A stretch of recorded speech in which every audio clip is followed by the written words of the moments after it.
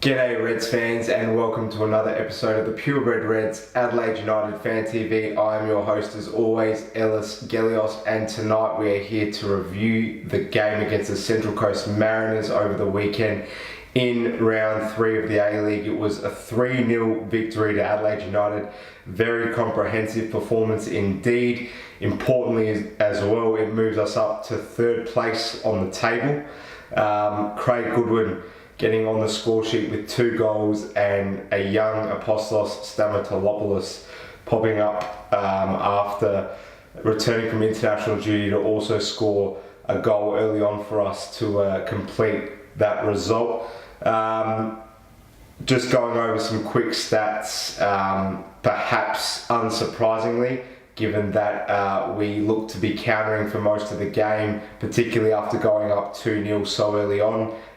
The Mariners did have more possession than we did, 52% to our 48%, and also marginally more passes than us, 426 completed passes to our 421. Still a pretty good effort from us, considering that obviously we didn't look to really have much of the ball at all after going up 2-0 around that 20-minute mark of the first half.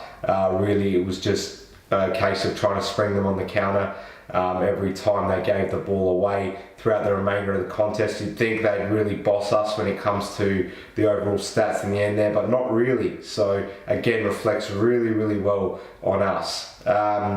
So a fantastic game overall, and we're just going to run through the key points quickly. So this game was really all about Craig Goodwin, his recent form, and obviously the fact that again he scored 2 goals now. Yes, there's no question Ben Kennedy certainly helped him out with 1 or 2 pretty obvious mistakes, or definitely not cases of great goalkeeping, but it's all about Craig for now.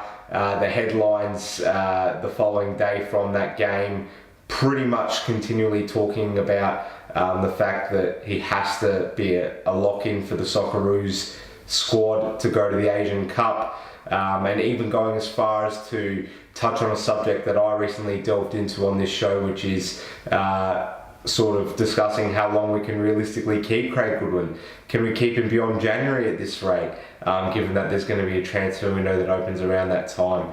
You'd obviously have a lot of people looking at him. He's scored a bucket load of goals and plenty of assists as well. The guy's in red hot form, absolutely flying, and when it comes to his performances going forward now, I just want to pose the question, is he going to be able to produce when he's no longer flying under the radar? Because people now from the outside are going to be watching Adelaide United and they're going to be expecting Craig Goodwin to change games week in, week out. So how's he now going to deal with this new kind of pressure that he's never probably really had to deal with throughout his career up to date? It's going to be very interesting to see how he goes there. I think it was Daniel McBreen who made the point on the Fox Sports wrap after the game against the Mariners, where he basically said, as an attacking player, when everything you touch is turning to gold, when everyone's complimenting your performances on a weekly basis, and when the media's pumping your tyres and saying that you should very much be in Socceroos contention, yada yada yada. It's all good. It's all easy enough to just keep going about things the way you have been, preparing the same way. But then suddenly, if there comes a point, obviously touch wood, there won't for Craig Goodwin, but if there comes a point in a player's season where the goals dry up suddenly and a few people sort of start asking a few questions, the finger pointing might start happening here and there, why isn't he performing, blah blah blah. This will be a new kind of pressure that Craig Goodwin's never really been exposed to prior to now. So once we get into that kind of position, if we ever do, it'll be very interesting to see how he performs. Moving on, Apostolos Stamatolopoulos coming in and showing how critical it is for us to have a number 9, obviously. Scored a goal, but what I really want to sort of pose to viewers is he actually more valuable to us than we believe? Now, sort of just burst on the scene later on in last season after he scored an equaliser against Western Sydney Wanderers. I think it was around early February, maybe late January. He's played a fair few games for Adelaide. People know what he's about, but there's kind of that sort of mindset that Adelaide fans might have, which is he's the clear third choice striker. If there's a fit Bubba Diawara, if there's a fit George Blackwood, AP probably shouldn't be getting a whole lot of game time unless we're juggling multiple competitions, which we're obviously not going to be between now going forward. So given that he's popped up and delivered the goods when people have been criticising our lack of depth when it comes to attacking players for so many weeks now, that's a big deal for a young player who hasn't actually played a lot of senior A-League games. Now he's just come back from international duty as well. You would have expected him to maybe be a little bit overloaded in terms of playing a lot of games in a short amount of space and the travel that he's had to do as well. But he comes in and scores a critical early goal for us. Now you can't just, if he keeps at least performing, I'm not saying even to score goals every week, but if he keeps putting in these performances, so long as he gets given the chance by Kerrs in the absence of Blackwood and Diawara, you can't just sort of toss him aside as soon as those other two become fit again. So is that going to create a bit of selection headaches for Marco Kerrs? Don't know. Interesting point though. Now, Isaias, he's so good and so consistent every week that it's almost like, unless he has a really, really, really poor game, which generally only happens when the opposition pays special attention to him, if you sort of just let him run loose, the guy just controls the game. He really does. And it was another case of this happening against the Mariners on Sunday. They got killed by Isaias. If it's not the endless work rate that he puts in, winning the ball back, rallying the troops, doing what he does best, winning the hard ball in difficult areas. It's the classy little step overs that he's able to just pull out of nowhere when he's got 2 or 3 people breathing down his neck in a really tight space by the byline. Just sheer moments of brilliance that, when he does those, we suddenly start talking again about how good he is. But when he just plays his regular game and just does what he does, we almost it's expected now. So he doesn't sometimes get the plaudits that he should. 100%, against the Mariners, one of our best players on the day. And God, he is so crucial to the plans of Marco Kerrs. Really hope nothing happens to him, and he looks a real happy figure, especially after lifting the FFA Cup.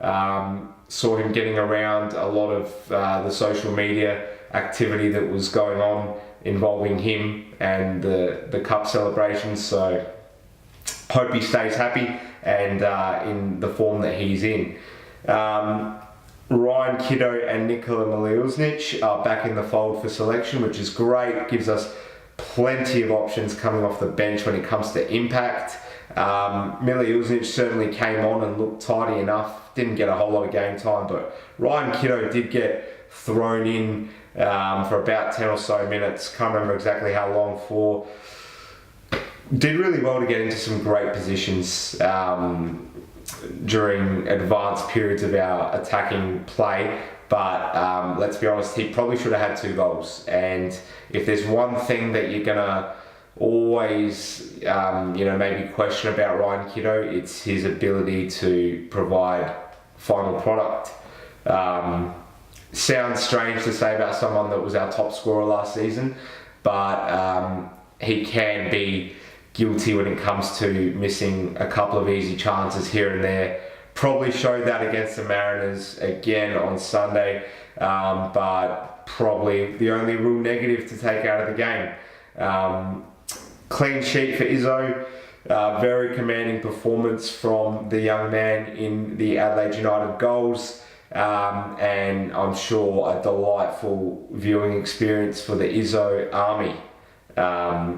who we saw in the fan cams a couple of weeks back, and I'm sure we'll see featuring plenty more as we advance in the season. But fantastic for Paul to keep his first clean sheet of the season, and another player that we've really got to keep tabs on when it comes to waving off overseas interests, because it's going to come inevitably if he keeps improving and almost standing out the way he is. So fantastic for our goalkeeper. I just want to ask a quick little question, which I have. It might not be something a lot of people agree with, but Goodwin's form, as good as it is for everything, is it slightly taking the shine off of how important Ben Halloran is and how much work rate he puts in every week? I know he's not scoring goals. I know he's probably not the sexiest winger, but he, in terms of his kind of style, but the kid works super hard, and I shouldn't call him a kid because he's not anymore, but he works really hard, and he's almost always got an involvement in every good chance that we create. So don't forget about how pivotal Ben Halloran's been for us so far this season, and given what's been asked of him as well, on top of what should just normally be expected, it just goes to show how good the signings have been that we've made this season. So another great performance from Ben Halloran. He's also in really good form, not quite getting in the conversations and headlines at the moment, but he's going to have, at this rate, a really, really, really good season for Adelaide. And again, another player who, if he keeps up the kind of performances that he's having at the moment, is an attractive proposal from somewhere going to come his way as well. Again, I hate to keep harping on about this when it comes to Adelaide players performing so well and being in good form and sort of getting in the headlines when it's usually always about or dominated more by players who are playing on the eastern seaboard. When it's a player from Adelaide or Perth that's getting in the headlines regularly, it's usually a pretty big deal. So with our record of not being able to retain our best players in a given season after they've won like a Johnny Warren medal maybe, which Craig Goodwin at this rate you'd have to think is pretty good odds to win that. Anyway, I don't want to harp too much on about it, but there's that lingering doubt that I've got that we have the actual capacity to hold on to our best players, because we never do. So we just never do. So you've got to ask the question, right? Like, how long is it until it becomes an inevitable case that we'll see the back of them? Hopefully not. And let's just it's so early on in the season. Let's just continue to enjoy what we've got. Like we all know at the moment, it's such a good time to be a United fan. So let's keep winning and let's keep enjoying it, and let's make sure we start, most importantly, packing out Cooper Stadium between now and the season's end. Just want to finish on a point that I won't expand a whole lot on, but we've got to probably acknowledge that the Central Coast Mariners were not great on the day, on Sunday. Ben Kennedy had a real poor day, and the usual names that you expect from the Mariners to at least try and carry the team even when they're at their worst, like your Hiarie's in midfield, your Tommy Orrs, McCormack was like really unusually quiet. Matt Simon had a bit of a stinker. It's probably concerning for them to have played that poorly after there's been a renewed optimism about them in the early days of the A-League so far, but that's not our problem. So we get out of there with the 3 points and we focus on us. Leads us into next weekend, next Sunday afternoon, 4:30 PM kickoff against the Perth Glory at Cooper Stadium. let's hope that we can absolutely fill it out. If we don't, I'll be really disappointed. We've just won an FFA Cup and then gone and won on the road. There's so much to love and look forward to when it comes to this club at the moment. Why would you not want to pack the stadium out? Sunday afternoon, what are you going to do other than go out and enjoy some football? Make sure you get yourself there. I'm sure the weather will be fine. And what's most appetising about this fixture is the fact that Perth Glory are clear favourites to win the A-League. Tony Popovich has installed his discipline, organised, defend first kind of approach within the playing group, and it's paying dividends, no questions about it. They've just won their last 2 games, should have won their first game as well. And you look at some of the players that they've got and the form that they're in, like your Chris Ikonomidis is a great example. There seems to be something new and that hasn't been there for a while that's inspired Andy Keogh, who we know is really menacing when Perth are on their game, and they've got someone like Castro still to come back, along with that really organised, ruthless defence. So they will not be a pushover, and it leads me into mentioning that it's probably at this rate, unless the clear trajectory of where both these teams are going seems to completely change between now and the finals, you'd think this is an early finals preview. Whether it's over there or in Adelaide, you feel like there's a high chance we'll probably meet them in the finals this season. I wouldn't be surprised if Perth Glory find themselves in a grand final this season. I'm prepared to go that far when it comes to predicting how they'll go. So that's really it from me for this episode of the Purebred Reds. There's a lot of exciting things on the way when it comes to the show. Plenty of surprising little features that will be popping up that you haven't had any idea about. So there's heaps to look forward to. Make sure you get yourself out to the area where we do the fan cams after the Perth game on Sunday. And other than that, it's been a pleasure bringing you another episode of the show. I'm your host, Ellis Gelios, and I'll see you soon. Thanks a lot, guys. Cheers.